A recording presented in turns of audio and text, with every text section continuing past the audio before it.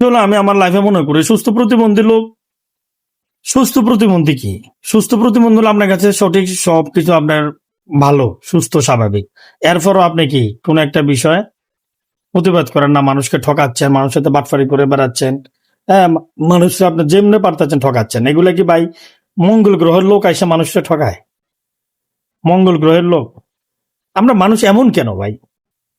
এমন কেন?